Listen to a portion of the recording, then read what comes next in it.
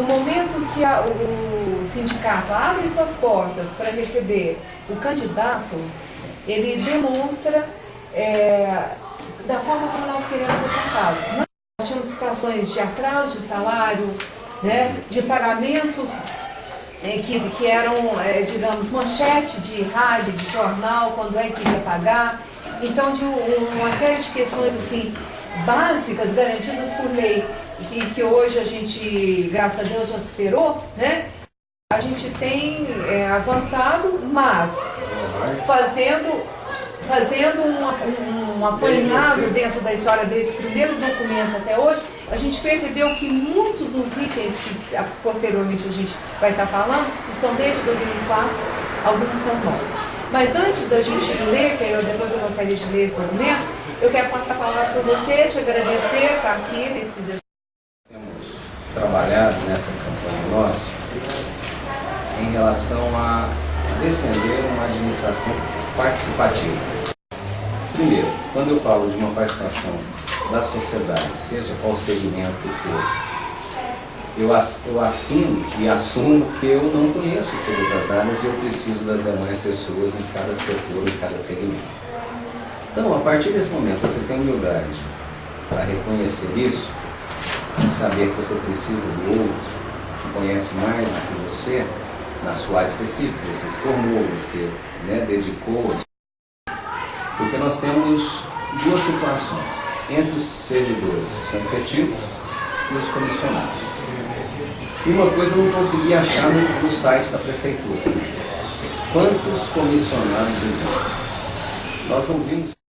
E quem sabe, quem conhece a máquina a fundo, é o efetivo. Porque ele acompanha toda a formação, entra plano, sai plano, mudanças que acontecem. Sempre vai ter alguém dentro do quadro efetivo, ou muitas pessoas que conhecem a fundo. E que tem que ser valorizado. Eu estou quebrando um pouco do que a gente vê em todas as políticas. Eu tenho feito um compromisso, que se nós, para os comissionados, conseguirmos alguém que seja político e técnico, excelente. Mas se não, nós vamos valorizar o técnico. O que foi aprovado, de cargos e salários, atendeu? Vocês foram ouvidos? Quer dizer, tiveram a possibilidade de participar realmente de uma forma efetiva? Ou veio um contrato de adesão que você tem que seguir o que veio? A forma de tratamento sempre foi a mesma. As pessoas tiveram o mesmo respeito. Eu acho que isso é fundamental em qualquer relação. Eu posso não concordar com a Regina, com o Baeta, com vocês em alguma situação, mas em momento algum eu poderia destratar ou não receber, não fazer isso. Todos têm que ter um tratamento digno e de respeito. E principalmente é isso. Eu acho que essa é uma forma que nós aprendemos, porque aquilo que a gente também não quer para a gente não faz para os outros. Então nós temos que dar respeito para ter o respeito. Uma das formas que nós queremos, e eu imagino que vocês terão um papel importantíssimo sendo eleitos, é que nós queremos dividir a nossa cidade em várias partes. Não sabemos a quantidade, não precisa ser um número ligado ao 31, que é do meu partido, vamos dividir em 31 partes da cidade, ou a quantidade de secretaria, não precisa ser o número do seu partido também, porque fica mais fácil nós visualizarmos todos os problemas que tem fora. Então tem uma situação, por exemplo, para quem é servidor, seja efetivo ou comissionado, se ele puder trabalhar na sua região onde mora, a gente evita um monte de problemas. Nesse sentido, nós temos que otimizar tempo, gastos. Hoje nós não temos como fazer, nós temos um deslocamento. Hoje, na nossa cidade, com essa mobilidade urbana que nós não temos, na verdade, não foi planejada para isso, então essa é uma forma que eu vejo que a gente pode ganhar muito tempo. E junto aos servidores, se eles trabalharem próximo da sua casa, ele vai ter mais tempo de dedicar à sua família, que é o maior patrimônio que nós temos também, que é a família. Digamos, fazendo uma retrospectiva de 2004 para cá, desde quando a gente iniciou essa prática nossa, pegamos desde propostas, metas mais abrangentes, que são óbvias, mas que são importantes estarem presentes, até problemas que são pontuais. Então, metas Anápolis para o plano de governo 2013-2016. O primeiro, obviamente, é garantir o cumprimento de todos os direitos dos servidores estabelecidos pelas normas e leis em vigor e que parece um contrassenso, mas se fossem cumpridos, a gente não estaria indo no Ministério Público e nem no fórum, né, para questionar. Então, a maior reivindicação dos servidores tem sido ao longo desses anos, não digo desses 4 anos, mas ao longo desses últimos anos, eu posso afirmar até quando houve a extinção da ANAPREV, é o plano de saúde. A maior expectativa dos servidores é a questão de um atendimento de plano de saúde para servidores públicos e seus familiares e com atendimento médico odontológico. Avançamos pouco nisso aí, muito pouco, e então por isso a gente colocou em segundo lugar também como prioridade. É a defesa da Previdência Pública, preservando os direitos adquiridos e pela alteração da Lei 077 de 2003, que trata do funcionamento do ISA, garantida a eleição direta do presidente do Instituto pelos servidores ativos, aposentados e pensionistas. Pela eleição direta, é uma autarquia o ISA, mas a eleição direta para o presidente do Instituto, ela nos dá uma garantia que ele passa a ser gerido não por um cargo de político de confiança, mas que ele tem exatamente como você pontuou, característica técnica. Certo? O quarto, a manutenção do cumprimento da lei orgânica do município referente ao pagamento de salários até o 5º dia útil do mês vencido. Alteração da data base para reajuste anual de salários dos servidores para março a partir de 2003, garantindo que o salário base seja sempre igual ou superior ao salário mínimo federal. A data base foi estabelecida em julho e o que acontece? Esse julho específico, já premido pela calendário eleitoral, nós tivemos apenas a reposição da inflação, já existe uma defasagem, o que nós conseguimos avançar em 2009. Aumentar o salário base acima do salário mínimo, já perdeu, e então, através da Assembleia Geral, ficou definido que essa data base tem que ser nos 3 primeiros meses, porque é um novo governo, a Câmara funciona a partir de fevereiro. O item 6, alteração da Lei 202 de 2009 do Plano de Carreira, Cargos e Vencimento, TCCV, incluindo as propostas em anexo, garantindo as alterações da tabela de vencimento, que é o anexo 5º dessa lei, até março de 2013, com a participação do Síndico Anápolis nessa e em qualquer outra alteração que venha a ser feita, garantir o cumprimento da Lei 202 de 2009, que garante percentual mínimo de 20% dos cargos em comissão em todos os níveis, os quais serão obrigatoriamente preenchidos por servidores ocupantes de cargos de provimento efetivo. Participação do sindicato em todas as decisões administrativas que digam respeito aos direitos e deveres do funcionalismo e abertura para o diálogo direto sempre que necessário. Participação do sindicato na escolha do secretário de Planejamento e Gestão Administrativa, dizer, nós vamos indicar, nós queremos participar, queremos ser ouvidos. Por quê? Porque é o secretário que vai estar muito ligado a nós. Então, no momento que a gente participa disso, já abre uma porta para o diálogo e para a proximidade do sindicato com esse gestor. Ações concretas no que diz respeito à qualificação, aperfeiçoamento e desenvolvimento pessoal do servidor público municipal, com efetivo estímulo financeiro àqueles que fazem jus à promoção em sua carreira. Mas muitos servidores estiveram aquém do esperado e merecido. E fora a questão de algumas questões pendentes também da questão da promoção. Buscar a efetiva valorização dos servidores efetivos, garantindo a observância dos preceitos constitucionais que exigem que o cargo comissionado seja destinado apenas para direção, chefia e assessoramento. Nós temos, além de denúncias, uma prática em que muitos cargos técnicos são ocupados por servidores comissionados, ferindo a Constituição Federal. Diminuir o número de cargos comissionados ou terceirizados, priorizando o concurso público para acesso a novos servidores na Prefeitura de Anápolis. Mas hoje nós temos aproximadamente 980 cargos comissionados e o mesmo número, 986, me parece, terceirizados, somando quase 1.900, né? E no montante, 8.600 parece ser.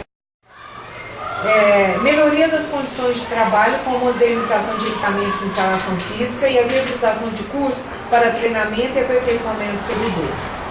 Pelo imediato pagamento de salários atrasados relativos a 1996-2000, conforme prometido pela administração. Na verdade, a gente tem reclamações diretas de pessoas que não receberam e que têm direito. Pela incorporação das gratificações de horas extras e função gratificada autorizadas pela lei, garantir o desconto da contribuição previdenciária da produtividade abono-lei para que possam ser incorporados os proventos de aposentadoria de servidores que fazem jus a esse benefício. Então, de 92 para cá, existem diversos servidores que ainda nós conseguimos garantir no plano de cargos essa figura do abono-lei, apesar de que houve a tentativa de abolir, nós conseguimos garantir, só que parou-se de descontar. Então, tem pessoas que mais de 20 anos, que está sendo descontado, e então sinalizou que, na realidade, não vai ser incorporado. Respeito às atribuições dos conselhos municipais com caráter deliberativo, garantindo sua efetiva participação nas tomadas de decisões administrativas, também é fruto de experiências recentes, que nós tivemos a questão da representação que o sindicato entrou em relação ao perímetro urbano, que basicamente o conselho não foi ouvido e a lei foi aprovada. Nós temos também experiência do COMAP, do Conselho Previdenciário, na partição de massa, em que, embora a lei 077 de 2003 delibere que o Conselho tem que ser ouvido antes da minuta de lei ser encaminhada para a Câmara, e nós, infelizmente, tivemos que fazer nova representação questionando isso, porque a lei foi para a Câmara sem a deliberação do Conselho. Essa lei 12.557, que ela foi aprovada nova, recente, que garante o acesso à informação de todas as pessoas, garantindo sempre o diário e a entidade representativa do servidor. Porque isso que sempre foi questionado a administração e foi negado ao sindicato informações a esse respeito que você tem dúvida. Quantidade de comissionado, aonde que ele estava, de que forma que era contratado, qual o valor do seu vencimento. Então, todas as vezes que nós necessitamos desses dados na administração, nós temos respostas dizendo que ele não poderia, porque era sigiloso, porque não poderia dar informação. E mesmo depois de aprovada essa lei, nós tivemos respostas dizendo que não poderia essa informação ser passada. Parceria na busca de solução para a sede própria desse sindicato da FAPEMA, foi um pedido da presidente, da Nilson, Associação dos Aposentados e Pensionistas da Prefeitura de Anápolis. Então, realmente, existe uma expectativa que a gente possa estar mais próximo do servidor de uma forma centralizada, porque a Prefeitura está toda descentralizada, mas atendendo melhor a grande maioria de servidores, Então, colocamos essa questão dessa parceria. Aí vamos sentar e discutir qual seria a solução mais adequada. Parceria dessa entidade com a Secretaria de Esporte para ações conjuntas em prol do lazer do funcionário. Então, garantir a disponibilização de mínimo 3 servidores indicados pelos sindicatos cedidos para prestar serviço na entidade. E que, no entanto, o estatuto ele coloca que isso é uma decisão do executivo, que cabe a ele decidir, e de uma hora para outra, desde que a gente entrou, a decisão é que não tem que ceder ninguém. Que existe a possibilidade de muitos servidores estarem aqui ajudando os outros servidores nesse trabalho em prol da classe, Não precisa sugerir muito, porque eu já o conheço, mas eu gostaria de deixar patenteado aqui o seguinte: o que nós queremos, na verdade, é diálogo, mas um diálogo que dê resultado. Então isso fica aí marcado na sua agenda, Ninguém sabe o dia de amanhã, e o grande argumento que nós gostaríamos de ter é que senta, conversa com a gente.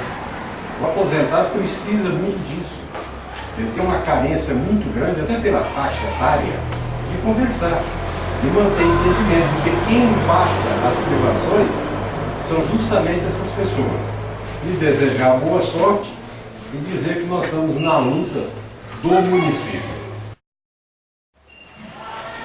Essas metas, que uma carta de intenções, que a gente vê que é apresentada hoje, é o que nós sempre defendemos por onde nós passamos mesmo. Eu acho que as pessoas têm que ser ouvidas, elas podem contribuir, devem contribuir. Em primeiro lugar, nós somos contribuintes, né? Nós moramos aqui, nós pagamos nossos impostos e nós queremos realmente que a nossa cidade ter um retorno em cima de tudo aquilo também que nós, de certa forma, investimos na nossa cidade. É um compromisso que pode ficar estabelecido. Pode ser que não seja mensalmente, mas a gente tem que ter esse canal aberto. E quando você fala, principalmente do idoso, né, que tem um monte de limitações, que não é o seu caso, né, mas uma grande parte tem, e nós sabemos disso. Tanto é que um dos nossos programas e projetos agora, né, é criar um centro de excelência do idoso. É pegar tudo que está espalhado, que é relacionado ao idoso, e nós concentrarmos num só lugar, para dar toda a assistência, né, todos os serviços que podem ser prestados a eles. Geralmente, então, por exemplo, esse 10º, né, parceria na busca de solução para a sede própria. Por que não, gente? Por isso não conseguiu esse avanço, né? Não tem hoje uma sede própria. Por que não nós termos, né, uma sede, tanto para o sindicato e também, que não tem problema nenhum também funcionar junto, né? Eu acredito que os interesses são os mesmos, né? Então esse é um compromisso. E ainda mais para... Mas a boa vontade que eu gostaria que vocês soubessem, de que se é direito e se for um dever que, né, quem administra realmente tem que efetuar, claro, nós vamos fazer também esse levantamento jurídico. Não poderia fazer um compromisso sem, né, até você falar, não, isso aí quer ganhar a eleição a todo custo, né? Quer dizer, prometendo e fazendo um monte de compromissos aqui. Não, eu acredito que muitos dos itens, eu coloquei alguns de interrogação, alguns eu coloquei que é possível fazer, de pronto, que é possível realmente. Nós podemos fazer comissão mista, eu não vejo problema nenhum de nós discutirmos juntos, passo a passo, o que nós estamos fazendo aqui hoje, mas sentar com o departamento jurídico do sindicato, sentar, né, com os procuradores.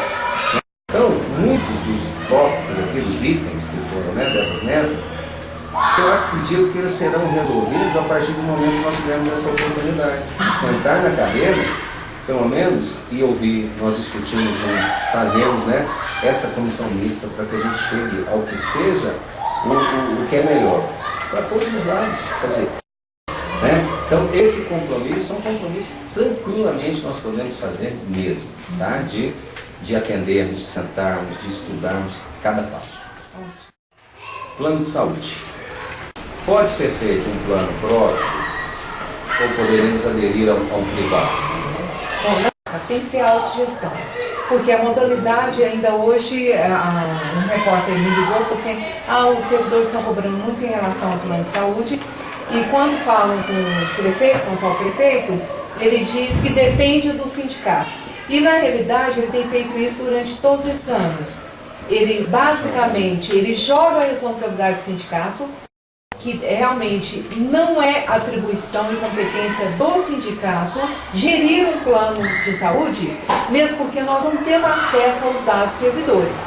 Agora, o que é a nossa proposta? Primeiro, você tem que fazer um projeto do plano de saúde, você tem que reconhecer qual é a realidade dos servidores hoje, faixa etária, é um processo que se aprofunda, ele é especializado. Aí sim você pode ir aos moldes de alguns municípios vizinhos, nós visitamos Valparaíso, Lusiânia, Goiânia também, que tem esse modelo de autogestão.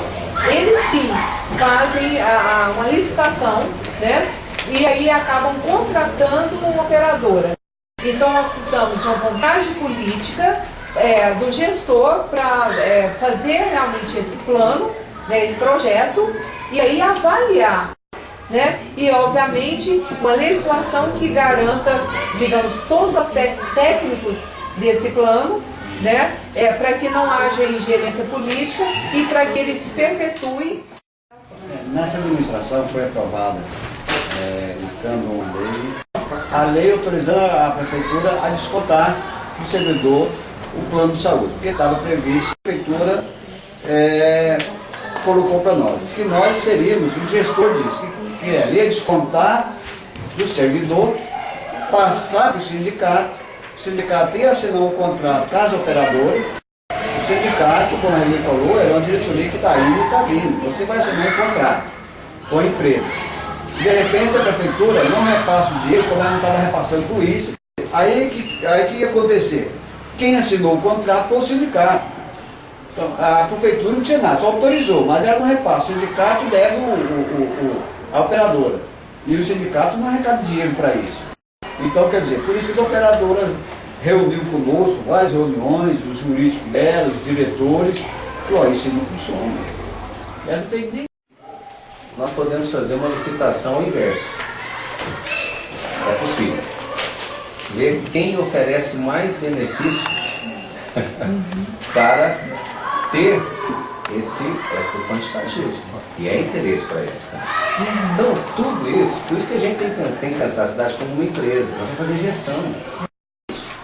São as faixas etárias. Que eles precisam saber para poder ter custos diferenciados. É nessa linha né, que a gente não vejo problema nenhum também em nós sentarmos e já começar até a discutir situações até que são futuras. Defesa da previdência pública, preservando os direitos adquiridos e pela alteração da lei. Até agora, como o grupo funcionou? Até agora isso não foi colocado em prática. Em momento algum. Não vejo problema nenhum. Né? Como também aqui não é uma vista, né? Um contrato de adesão que a gente também vai ter que fazer um compromisso. Não, mas a gente tem, eu acredito, é essa flexibilidade que eu acredito que vocês vão enfrentar uma administração que eu estiver à frente. Foi uma época que você tinha dívidas anteriores, principalmente com o servidor, chegou a ter 6 meses, é isso? Chegou a isso? Chegou a ter 6 meses. Quer dizer, hoje já a gente vê que isso também é um avanço da lei de responsabilidade fiscal. Então é um compromisso que todo gestor já assume, já sabe que tem que fazer a partir do momento. Alteração da data base para reajuste anual dos salários dos servidores para março a partir de 2013. Com a aprovação do plano, com os reajustes que teve, os últimos reajustes do salário base, que hoje está 622, o salário que estava acima de 2%, hoje já achacou 9%.